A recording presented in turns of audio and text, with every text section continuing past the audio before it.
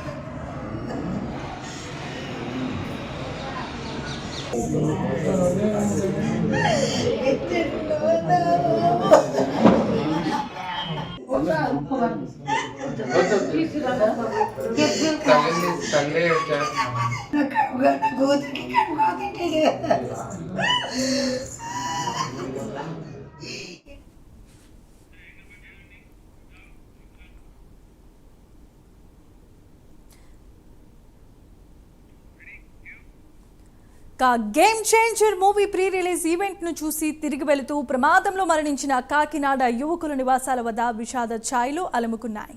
చదువుకొని ఉద్యోగ ప్రయత్నాల్లో ఉన్న తమ కుమారులు ఇలా విగత జీవులుగా మారడాన్ని తల్లిదండ్రులు జీర్ణించుకోలేకపోతున్నారు. చేతికి అంది వచ్చిన కొడుకులు చనిపోవటం తమకు తీరని లోటని వారు వాపోతున్నారు.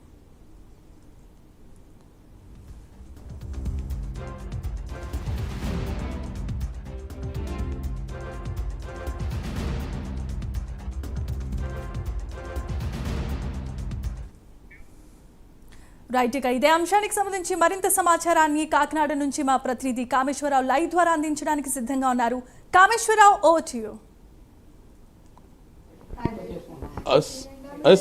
జనిమా చూసుకుంటే ఏదైతే ఉందో రాజమహేంద్రవరం మొన్న శనివారం జరిగిన గేమ్ చేంజర్ ఈవెంట్ సంబంధించిన ఫ్రీ రిలీజ్ ఈవెంట్ ముగించుకుని ఇంటికి వెళ్తున్న ఇద్దరు యువకులకి అయితే మాత్రం రోడ్డు ప్రమాదంలో మృతి చెందారు. దానికి సంబంధించిన తోలేటి చరణ్, మణికంఠ కూడా ఇద్దరు యువకులు అయితే మరణించారు. దానికి సంబంధించి ఇప్పటికే AP deputy CM Pawan Kalyan స్పందించడం జరిగింది. స్పందించిన అనంతరం కూడా చాలా బాధాకరమైన విషయం, ఈ సంఘటన జరగడం చాలా దురదృష్టకరం.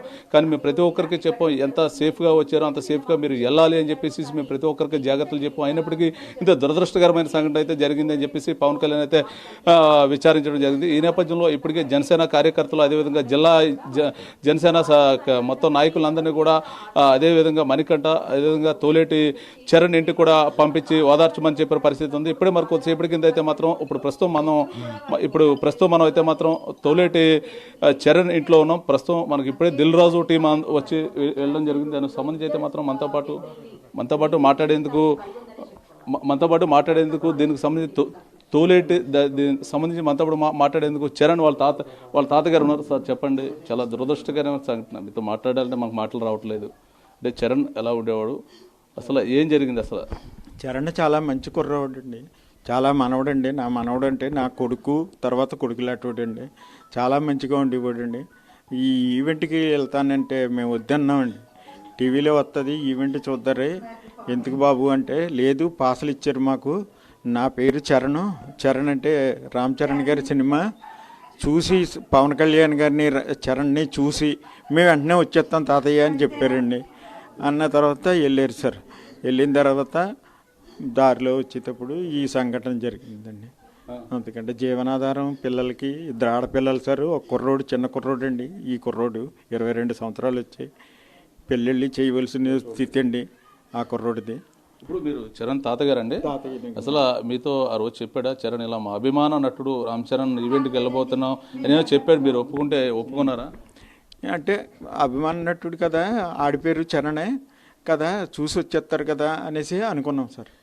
సరే వెళ్ళరండి, జాగ్రత్తగా వెళ్ళరండి అని చెప్పారండి. మేము కూడా ఈవెంట్ చూసామండి. పవన్ కళ్యాణ్ గారు కూడా జాగ్రత్తగా వెళ్ళండి, జాగ్రత్తగా మీ అమ్మ నాన్నలకి మీరు వెళ్ళి మేము వచ్చేసాం అని సంతోషంగా చెప్పండి అని పదే పదే ఆయన చెప్పిన మాటలు మేము విన్నామండి. టీవీలో చూసామండి, మేము ఈవెంట్ అయ్యేదాకా చూసామండి. కానీ వీళ్ళు రాబోతుకి తిరిగి ఈవెంట్ చూసి నేను పడుకున్నా. కొద్దిగా ఆరోగ్యం బాగోదండి, పడుకున్నాను. ఈ లోపల 10-11 గంటలకల్లా మాకు తెలియదు. ప్రస్తుతం మనతో పాటు చరణ్ సంబంధించిన తండ్రి అయితే మనతో పాటు ఉన్నారు. సార్ చెప్పండి, మీకు చేతికి అంది వచ్చిన కొడుకు చాలా విచారిస్తున్నాం, మేమే కాదు, యావత్ మీడియా కాదు, మొత్తం డిప్యూటీ సీఎం గారు కూడా స్పందించారు. అంటే మంచి ఎంతో సంతోషంతో తన స్నేహితులతో ఈవెంట్కి వెళ్ళి వస్తున్న సందర్భంలో ఈ సంఘటన జరిగింది. అందరం కూడా చాలా బాధాకరమైన విషయం. సార్ చేతికి అంది వచ్చిన కొడుకు కోల్పోయారు. కానీ మీకు ఓ పక్క ప్రభుత్వం భరోసా, మరో పక్క డిప్యూటీ సీఎం గారు అందరూ కూడా మీకు భరోసా ఇచ్చినప్పటికీ మీ తీరనే లోటే అది. మీ అబ్బాయి మీతో ఎలా ఉండేవాడు? మా అబ్బాయి అంటే నేనంటే ప్రాణం అండి, ఆడంటే నాకు ప్రాణం, ఇందులో దాంట్లో డౌట్ లేదండి. చాలా ఇష్టం అండి ఆడు. నేనంటే విజయవాడలో ఉద్యోగం కూడా మానేసి నా గురించి వచ్చాడండి. ఆడు విజయవాడలో చేసుకున్నాడండి ఉద్యోగం. దాన్ని బట్టి మీరు ఆలోచించుకోండి. చిరంజీవి గారు అభిమాని నేను, ఆడమ్మ రామ్ చరణ్ అభిమానం. చిరంజీవి గారు మా బాగా అభిమానం పెరిగిపోయి నా కొడుక్కి చిరంజీవి గారు వాళ్ళ అబ్బాయి పేరు పెట్టారనమాట, చరణ్ అని. సార్ నాన్నగారు ఇలా వెళ్తానని అంటే వద్దురా బాబు టీవీలో చూద్దామని చెప్పంటే, టీవీలో మీరు చూడండి మేఘ వెళ్ళి వచ్చేస్తామని చెప్పేసి ఆడమ్మ ఆ పాస్ ఏదో వచ్చిందని చెప్పి పట్టుకుని నలుగురు వెళ్ళారండి. నలుగురు వెళ్ళి అటు నుంచి ఇద్దరే వచ్చారు. ఉన్న ఇద్దరు మనకి శవాల కింద వచ్చారండి. ఇంకేం చేయలేము, మాకేం అర్థం అవ్వట్లేదండి. మీకు ఇప్పటికి అధికారులు ఎవరైనా మీ దగ్గరకు వచ్చారా? అధికారులు ఇప్పుడు ఇవాళ స్టార్ట్ అయ్యారండి. వాళ్ళు మన అవసరానికి రాలేదండి. అక్కడ హాస్పిటల్ కాడి నుంచి ఫోన్ చేసినా ఎవరో ఫోన్లు ఎత్తలేదు. మామూలుగా అదేంటిది పోస్ట్ మాస్టర్ కాడి నుంచి ఫోన్ చేసినా ఎవరు ఎత్తలేదండి. ఇవాళ టీవీ ఎప్పటి కింద జనసేన పవన్ కళ్యాణ్ గారు తాలూకా జిల్లా అధ్యక్షులు, జగపేట జిల్లా అధ్యక్షులు ఇందాక వచ్చారు. 4 గంటలకు వచ్చారండి. 4:30కి వచ్చారు. వాళ్ళు వచ్చి మాట్లాడి మీకు ఏ భరోసా కలితే ఆ భరోసా చేస్తామండి అని అన్నారు. 5 లక్షలు ఎంతో ఇచ్చారు. అది పక్కన ఉంది డబ్బులు.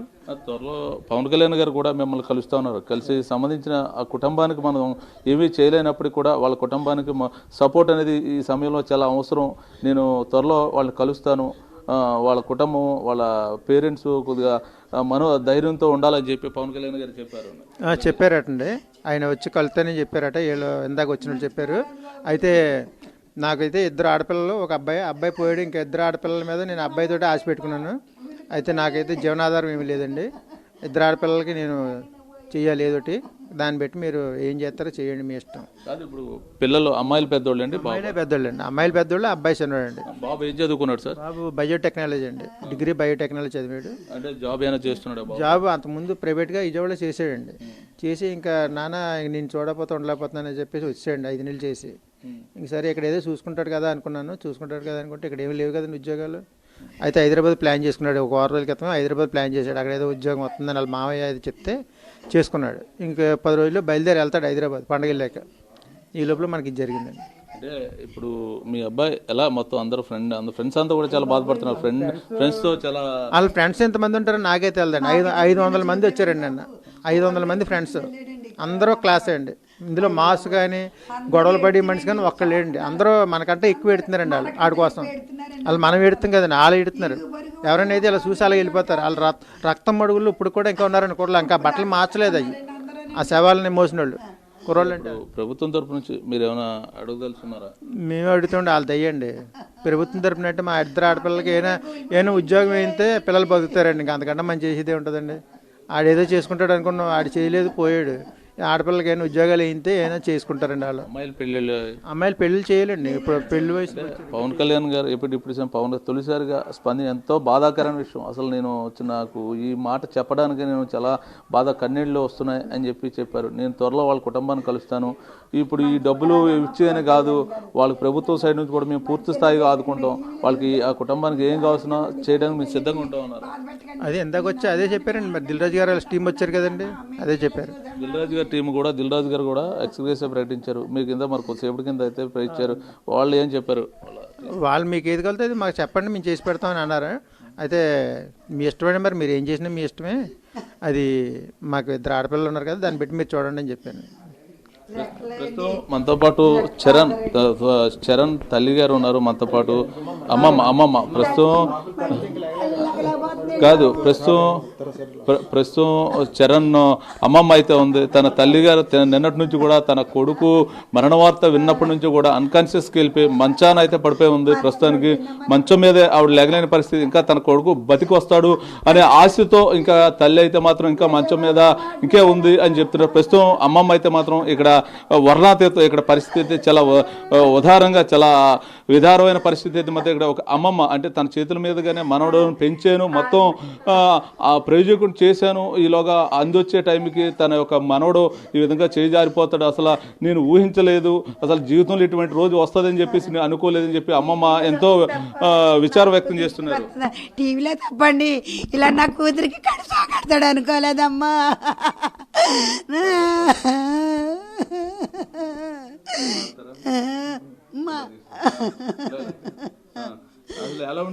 అయ్యి బాబోయ్ బంగారం అండి పిల్లాడు. చాలా ఒకళ్ళు పూసు ఒకళ్ళు చెడు అలవాటు లేవండి. ఏదో బయటకు ఇంట్లో సంవత్సరం బట్టి మూడు నెలలు మీరే మీ బాబుని చిన్న పుట్టినాటి నుంచి నేటి వరకు కూడా మీరే పెంచారు. 6 నెలలు కంచండి ఎక్కువ ఇన్ఫాక్ట్ ఉంటుందండి బాబా. ఆడిన అంటే పంచబేణాలండి, అమ్మమ్మ అంటే పంచబేణాలండి. కాలుకి వచ్చినప్పుడు అండి కష్టాలు ఉన్నప్పుడే అమ్మమ్మ అమ్మని అనివాడు కదండి, అమ్మమ్మ అమ్మమ్మ అనివాడండి నా మనోడ. రావట్లేదండి బాబు, కుప్పగొలిపోయిందండి బాబు నా కూతురు. నా కొడుకు వస్తాడు అంటుంది ఇప్పుడు కూడానమ్మా. నా కూతురు నేను వదచ్చలేకపోతున్నాను, నేను తట్టుకోలేకపోతున్నాను బాబు. నా మనోడే అందరికన్నా ఎక్కువ ఎఫెక్షన్ మీతోనే.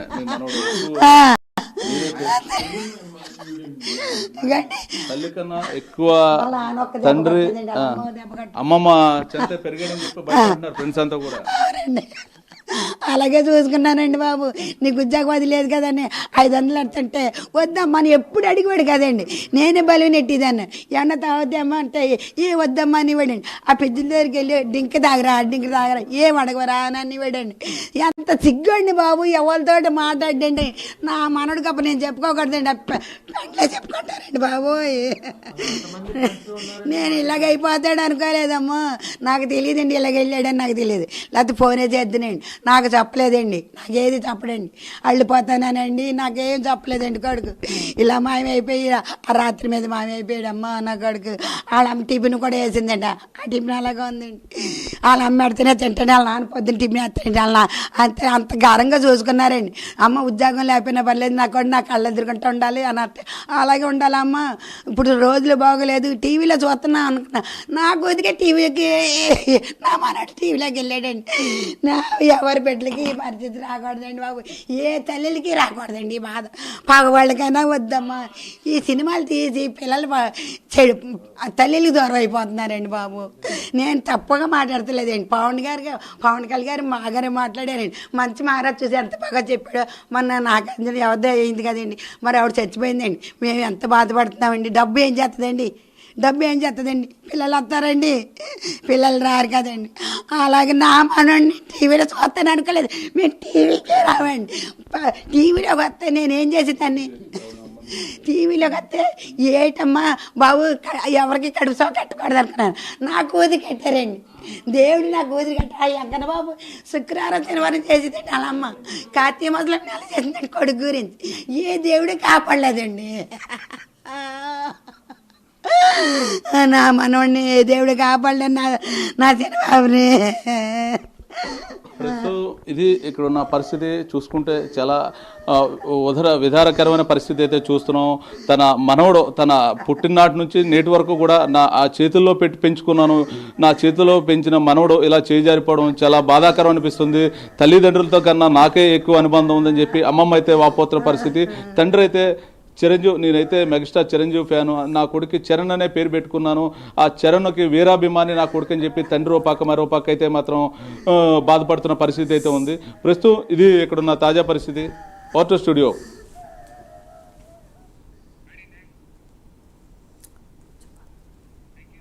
Thanks for the updates Kameswara Rao.